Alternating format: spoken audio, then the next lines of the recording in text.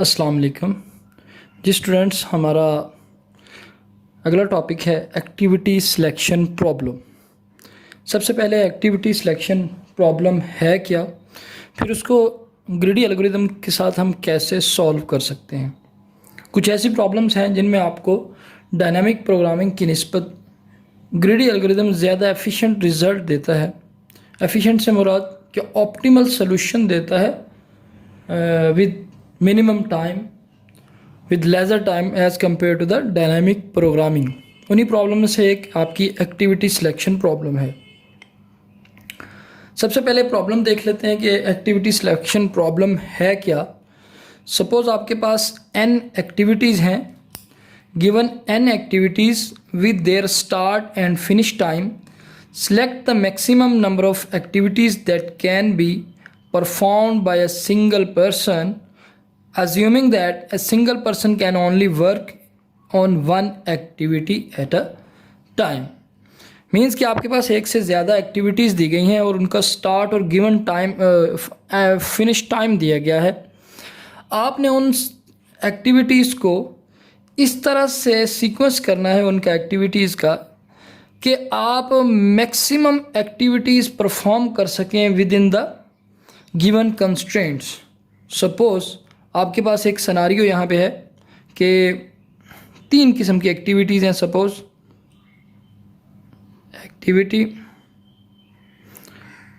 A1, A2, A3, ये 3 activities यहाँ पर आपके पास दी गई हैं और उसके अगेंस्ट हर एक्टिविटी का स्टार्ट टाइम है और उसका क्या फिनिश टाइम है। सपोज कोई भी टाइम का यूनिट है, आप कहते हो कि A1 का स्टार्ट टाइम 12 है और एंड टाइम 25 है। A2 का स्टार्ट टाइम 10 है और एंड टाइम 20 है। A3 का स्टार्ट टाइम 20 है और एंड टाइम 30 है। ये टाइम का कोई भी यूनिट हो सकता है। बेसिकली आप चाह रहे हो कि अगर एक बंदा एक से ज़्यादा एक्टिविटीज़ परफॉर्म करना चाहता है और आपकी एक्टिविटीज़ के स्टार्ट और फिनिश टाइम दिए गए हैं कि ये एक्टिविटी इस टाइम पे मस्ट स्टार्ट हो जानी चाहिए और एक एंड टाइम पे यहाँ पे मस्ट एंड हो जानी चाहिए, तो हम maximum number of activities perform करना चाह रहे हैं कि उनको इस तरह से परफॉर्म करें कि 2 एक्टिविटीज़ का आपस में ओवरलैप ना आए। जिस इंटरवल में एक एक्टिविटी परफॉर्म हो रही है उसी इंटरवल में कोई दूसरी एक्टिविटी परफॉर्म ना हो, क्योंकि एक बंदा है जिसने ये काम एक्टिविटीज़ परफॉर्म करनी है और वो एक टाइम पे एक एक्टिविटी पे काम कर सकता है, एक टास्क परफॉर्म कर सकता है।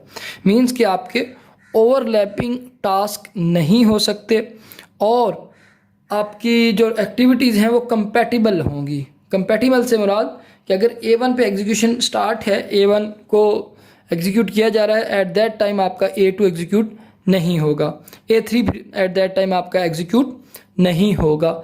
ओवरलैपिंग सिचुएशन सिनेरियो यहाँ पे जनरेट नहीं होगा। तो इसके लिए अभी अगर इस गिवन कंडीशन में हम देखें कि टोटल आपकी एक्टिविटीज़ आपने कोशिश करनी है कि आप कंपैटिबल उनके इंटरवल्स इस तरह से बना सकें कि आपको मैक्सिमम एक्टिविटीज़ आप परफॉर्म कर सकें। यहाँ पे आपको प्रॉफिट हो सकता है, सारी एक्टिविटीज़ का सेम है, लेकिन आपने उनको इस तरह से प्लान करना है कि आप maximum number of activities achieve कर सकें। तो हमारा single person can only work on one activity. तो प्रॉब्लम यहाँ पे क्या है, perform maximum activities. It means कि ये आपकी एक ऑप्टिमल सोल्यूशन, ऑप्टिमाइजेशन की प्रॉब्लम है जिसमें आपने एक ऑप्टिमल सोल्यूशन फाइंड करना है। सपोज़ इसी आपको एक छोटी सी, बिल्कुल छोटी सी एग्जांपल मैंने यहाँ पे लिखी है, इसी एग्जांपल को देखें। सपोज़ हम कहते हैं जी कि हम A1 को स्टार्ट कर लेते हैं। सबसे पहले A1 एट 12 टाइम पे स्टार्ट हुआ। सपोज़ ये 12 PM है या वट एवर जो भी है, तो आपने 12 पे उसको स्टार्ट किया और वो आपका इंटरवल चला 25 तक। इसका अगर यहाँ पे हम एक गैंट चार्ट टाइप ड्रॉ करना चाहें तो ये अगर आपका 10 है, 11 है, 12 है और इस तरह से ये आपका 20 है, ये आपका 25 है और इस तरह से यहाँ पे जाके आपका 23 है। तो आपकी A1 जो एक्टिविटी स्टार्ट हो रही है वो 12 से स्टार्ट हो रही है और जा रही है आपकी 25 तक। 25 यहाँ तक आपकी A1 एक्टिविटी परफॉर्म हुई। अगर आप सबसे पहले A1 एक्टिविटी को सिलेक्ट कर लेते हैं, जिस हिसाब से हमारे पास इनपुट आई है उसी हिसाब से हम इसको सिलेक्ट कर लेते हैं। तो इस केस में होगा क्या कि क्या हम A2 स्टार्ट कर सकते हैं?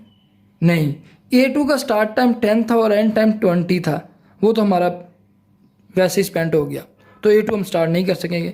नेक्स्ट हम A3 स्टार्ट कर सकते हैं? नहीं, क्योंकि A3 का स्टार्ट टाइम मस्ट था एट 20 और 20 हम पास कर चुके हैं। 25 पे हम उसको स्टार्ट नहीं कर सकते, गो कि उसका फिनिश टाइम भी रहता है लेकिन उसका स्टार्ट टाइम हम नहीं स्टार्ट कर सके। तो इस केस में हम कहते हैं कि हम सिर्फ एक एक्टिविटी परफॉर्म कर सकेंगे। इस पर्टिकुलर केस में जो आपको सामने दिखाया जा रहा है, इसमें अगर आप A1 को सबसे पहले ले लेते हो तो आप सिर्फ एक एक्टिविटी परफॉर्म कर सकते हो। लेकिन अगर आप A2 को सपोज पहले ले लेते हो, A2 को जब आप लेते हो तो आपने 10 से स्टार्ट करेंगे। 10 से स्टार्ट किया, ये इंटरवल आपकी एक्टिविटी परफॉर्म हो रही है A1 और ये जाएगी कहाँ तक? 20 तक। 20 के इंटरवल तक आपका ये वाली एक्टिविटी A1 परफॉर्म हुई है। इसके बाद अब नेक्स्ट 20 से ही स्टार्ट हो रही है A3। इट मीन्स कि इसको स्टार्ट किया जा सकता है 20 के इंटरवल पे आपने इसको स्टार्ट कर लिया और 30 के इंटरवल तक आप A3 को ले गए। तो यहाँ पर हमारे पास ऐसा नहीं कि आपको किसी पर्टिकुलर एक्टिविटी के एसोसिएट कोई प्रॉफिट कर रही है, हर एक की सेम प्रॉफिट है, आपने एक ज़्यादा से ज़्यादा एक्टिविटीज़ परफॉर्म करनी है। तो यहाँ पे आपके पास A1 और A3 दो एक्टिविटीज़ परफॉर्म होंगी। तो अगर मैं यहाँ पे लिखूँ, इसका रिज़ल्ट लिखूँ, सोल्यूशन लिखूँ, set of activities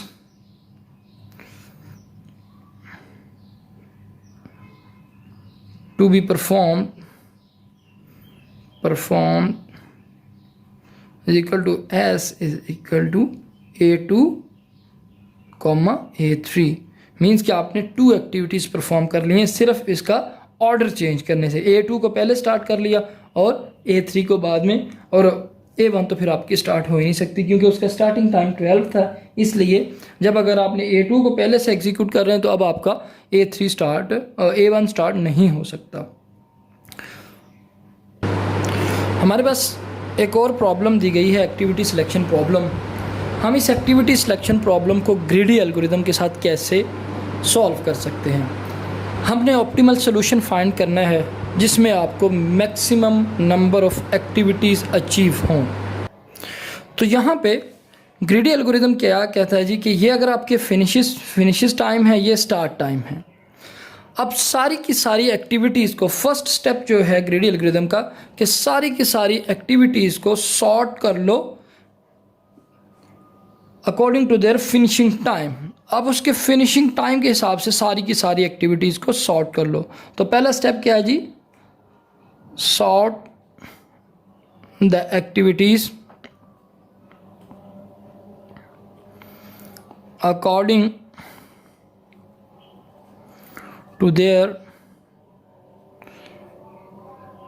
finish time। Second step क्या है? select the first activity from the sorted array and print it। simply select the first activity and add it in the list, जिसमें आप list of activities लिख रहे हैं जो कि आपकी परफॉर्म होनी है। तो इट मीन्स कि सबसे पहली आपकी वो वाली एक्टिविटी परफॉर्म की जाएगी जिसका फिनिश टाइम सबसे पहले है।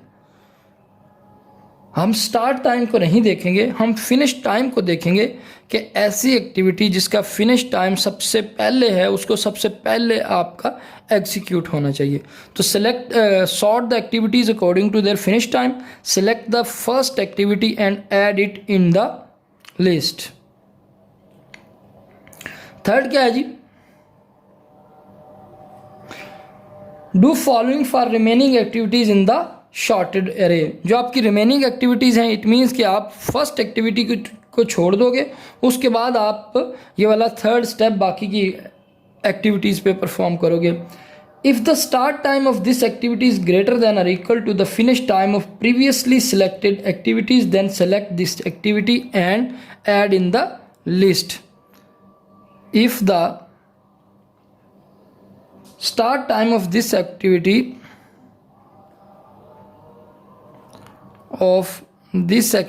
डेफिनेटली आप उसी तरह से आइट्रेट करते जाओगे बाकी सारी एक्टिविटीज़ में। If the start time of this activity is greater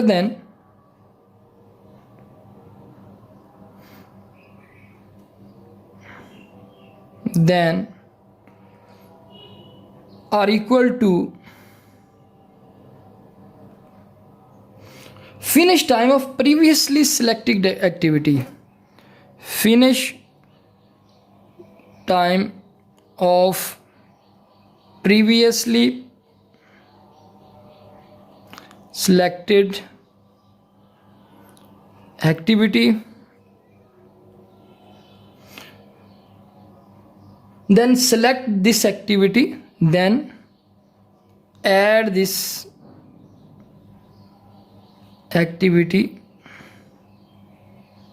in the list। Means के आप सेकंड एक्टिविटी देखोगे, अगर इसका स्टार्ट टाइम इसके फिनिश टाइम से ज़्यादा है या इसके इक्वल है तो आप उसको सिलेक्ट कर लोगे। आप चलते जाओगे, देखते जाओगे कि कौन सी ऐसी एक्टिविटी आती है जिसका स्टार्ट टाइम A1 जो पहली आपकी एक्टिविटी थी उसके फिनिश टाइम से ज़्यादा है या उसके इक्वल है, उसको हम स्टार्ट कर सकते हैं। बाकी सारी आपकी ओवरलैपिंग कंडीशन में आएंगी। हम इसको सॉल्व करके देख लेते हैं इसी एल्गोरिदम के साथ। आपने क्या करना है, इसको सॉर्ट कर लें, एक्टिविटीज़ को फिनिश टाइम के अकॉर्डिंग सॉर्ट कर लें। आपका एक्टिविटी क्या आ गई जी? एक्टिविटी फर्स्ट पे आ गई, उसके बाद स्टार्ट टाइम और उसके बाद आपका क्या आ गया जी? And time.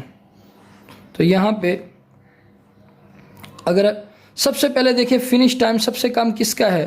3, 2 वाला A3 सबसे फिनिश कम टाइम क्या है? A3। उसका स्टार्ट टाइम क्या है? 1 और फिनिश टाइम क्या है? 2। उसके बाद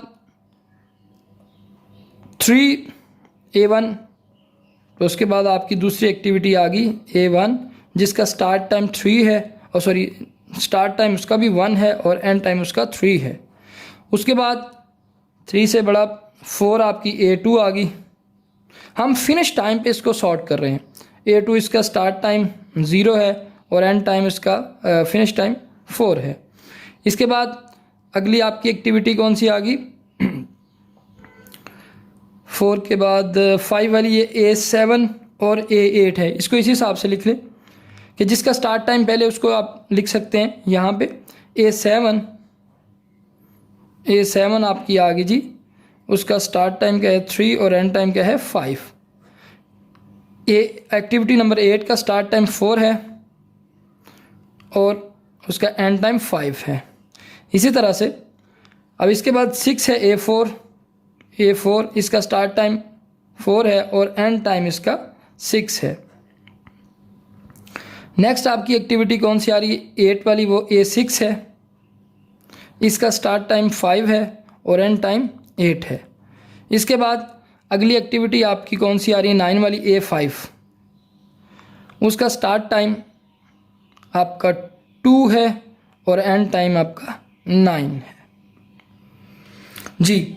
अब हमने इस पे ग्रीडी एल्गोरिदम जो ऊपर हमने स्टेप्स डिस्कस किए हैं वो अप्लाई करने हैं और देखना है कि हमारे पास कौन सा सेट हमें अचीव होता है, किस तरह का सेट अचीव होता है कि हम मैक्सिमम जो है वो वैल्यू अचीव कर सकें, मैक्सिमम कॉस्ट अचीव कर सकें।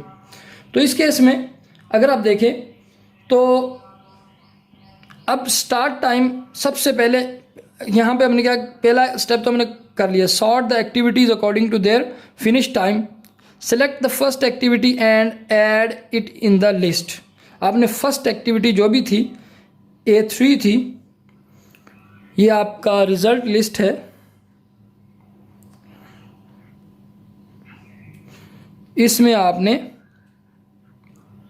A2 ऐड कर लिया। सबसे पहले A3 है तो A3 ऐड हो गया। अच्छा जी, साथ साथ अगर हम इसके नीचे गैंट चार्ट भी बनाते जाएं तो आपके इंटरवल 1 के ऊपर मैक्सिमम आपका फिनिश टाइम क्या है 9। इट मीन्स कि आपकी ये गैंट चार्ट जा रहा है 9 तक। ठीक है जी, 2 3 4 5 6 7 8 और 9। अब इंटरवल 1 से लेके इंटरवल 2 तक, ये इंटरवल 1 से लेके 2 तक आपकी, अगर यहाँ पे ड्रॉ कर लें 1 से लेके 2 तक, इंटरवल 1 से लेके इंटरवल 2 तक आपकी एक्टिविटी चली है A3। अब अगर आप अगला स्टेप हमारा क्या कहता है, if the start time of this, अगली एक्टिविटी का, of this greater than or equal to the finish time of the previous selected activity, then add this activity in the list। अब यहाँ पे हमारी अगली एक्टिविटी क्या है, अगर हम एक लूप लगाएं तो अगली एक्टिविटी कौन सी आ रही है A1, उसका स्टार्ट टाइम क्या है 1, which is lesser than the finish time of this activity. It means कि आपकी A1 एक्टिविटी आपकी अभी परफॉर्म नहीं हो सकती, क्योंकि उसका स्टार्ट टाइम 1 है, इसका फिनिश टाइम 2 है। अगर उसका स्टार्ट टाइम इसके फिनिश टाइम के इक्वल होता या कम होता तो हम उसको अचीव कर सकते थे। हम नेक्स्ट गए, अगली का स्टार्ट टाइम 0 है और इसका क्या है फिनिश टाइम 2 है। इट मीन्स ये भी छोटा, तो ये भी आपकी परफॉर्म एक्टिविटी अभी नहीं हो सकती। नेक्स्ट चलें, A7 पे गए, इसका स्टार्ट टाइम 3 है और एंड टाइम 5 है। ये इंटरवल आपका A3 पे क्या था, इसका एंड हो गया था 2 पे। इट मीन्स कि इंटरवल 3 से लेके 5 तक हम A7 चला सकते हैं। तो यहाँ से लेके 5 तक आपका क्या चल गया, A7 एक्टिविटी परफॉर्म हो सकती है। मीन्स कि हमने कहा कि दूसरी जो लिस्ट में आइटम आएगी वो A3 से A5 तक इंटरवल A7 आएगी। ठीक है जी। अब नेक्स्ट अगर आप देखें तो अगली जो एक्टिविटी है A8, वो लेज़र है इसके फिनिश टाइम से। इट मीन्स कि वो परफॉर्म नहीं हो सकती। A4 को देखें, उसका भी स्टार्ट टाइम इसके फिनिश टाइम से लेज़र है, वो परफॉर्म नहीं हो सकती।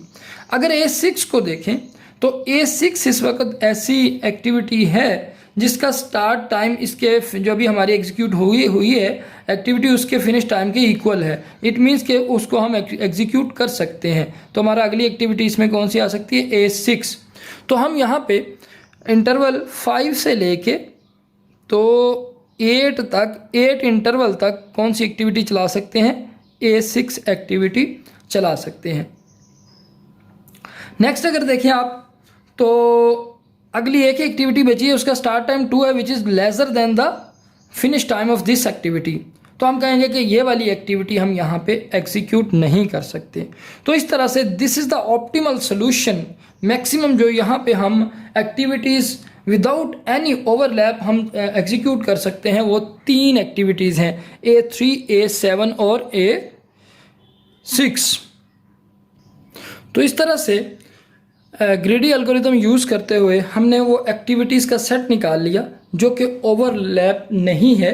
गो कि यहाँ पे कुछ आपके टाइम इंटरवल्स बिजी जा रहे हैं। इस करंट सिनारियो में ऐसा है, कुछ एग्जांपल के अंदर आपके आइडियल नहीं भी जाएंगे, लेकिन इसमें आपके ये वाला टाइम इंटरवल आइडियल है। लेकिन इसके अलावा और कोई ऐसा सोल्यूशन है नहीं जिसमें हम इससे ज़्यादा एक्टिविटीज़ परफॉर्म करवा सकें, 3 से ज़्यादा एक्टिविटीज़ इस पर्टिकुलर एग्जांपल में परफॉर्म करवा सकें। अब हमारे पास ये एल्गोरिदम है जिसमें 3 ही स्टेप हैं, तो इसका हम थोड़ा सा एनालिसिस करके देख लेते हैं कि इसकी टाइम कम्प्लेक्सिटी क्या होगी। एक चीज़ देखिए कि जब भी आप कोई एक्टिविटी सेलेक्ट करने जाते हैं तो आप उससे अगली एक्टिविटीज़ देखते जाते हैं, जहाँ तक उसका सपोज़ स्टार्ट टाइम उसके फिनिश टाइम्स के बराबर या ज़्यादा नहीं हो जाता, उसको सिलेक्ट कर लेते हैं, फिर यहाँ से आगे स्टार्ट करते हैं, फिर यहाँ से आगे स्टार्ट करते हैं। इट मीन्स कि हमने एक ही लूप चलाया है जो कि पहले इंडेक्स से लेके एन इंडेक्स तक चला है। एक्टिविटी इसकी सिलेक्शन के वक्त हमने सिंपल एक ही लूप चलाया है जो कि स्टार्ट से लेके एंड तक चला है। ऐसा नहीं कि पहले एक जाते थे फिर दोबारा नहीं, हम A3 से चले, हम देखते गए, हमें यहाँ पे मिली अगली एक्टिविटी, फिर हमने अगला जो लूप था वो यहाँ से स्टार्ट किया, लूप से मुराद अगली आइट्रेशन यहाँ से आगे स्टार्ट हुई, फिर अगली आइट्रेशन यहाँ से आगे स्टार्ट हुई। तो इस तरह से आप कह सकते हैं कि आपका जो पहला स्टेप है, जो सॉर्टिंग का एल्गोरिदम है, सॉर्टिंग का जो भी एल्गोरिदम होगा, अगर आपकी नंबर ऑफ एक्टिविटीज़ n है तो इसकी कॉस्ट आपकी सॉर्टिंग के एल्गोरिदम की क्या आएगी, n log n। जो आपका आप एफिशिएंट एल्गोरिदम अगर लगा लेते हैं तो इसकी आपकी जो कम्प्लेक्सिटी आएगी इस वाले की, वो आएगी n log n, order of n log n। Means के ये आपकी सॉर्टिंग वाले एल्गोरिदम की कॉम्प्लेक्सिटी है। अब आपने स्टार्ट टाइम ले लिया, पहली एक्टिविटी ले ली और उसके बाद एक एंड तक एक ही लूप चलाया है। इट मीन्स कि इस वाले स्टेप की आपकी जो कॉस्ट आएगी वो आएगी ऑर्डर ऑफ एन। ठीक है जी। तो यहाँ पे अगर हम इस एल्गोरिदम की कॉम्प्लेक्सिटी निकालना चाहें तो वो होगी T of n is equal to order of n plus n log n, which is n log n. तो इस तरह से हम एन लॉग एन कॉम्प्लेक्सिटी के अंदर आपका order which is order of n log n, तो इस तरह से हम एन लॉग एन कॉम्प्लेक्सिटी के अंदर एक्टिविटी सिलेक्शन प्रॉब्लम को ग्रीडी एल्गोरिथम के थ्रू सॉल्व कर सकते हैं। जबकि डायनामिक प्रोग्रामिंग से अगर आप सेम प्रॉब्लम को सॉल्व करें तो इसके लिए आपको आपकी टाइम कॉम्प्लेक्सिटी n क्यूब आएगी। इस केस में n log n है और ये ऐसी प्रॉब्लम है एक्टिविटी सिलेक्शन प्रॉब्लम जिसमें आपका जो ग्रीडी एल्गोरिथम है वो मस्ट ऑप्टिमल सोल्यूशन देता है। ऐसा नहीं है कि ग्रीडी एल्गोरिथम इसमें आपका ऑप्टिमल सोल्यूशन ना दे। जी, एक्टिविटी सिलेक्शन प्रॉब्लम यहीं तक थी। अस्सलाम वालेकुम।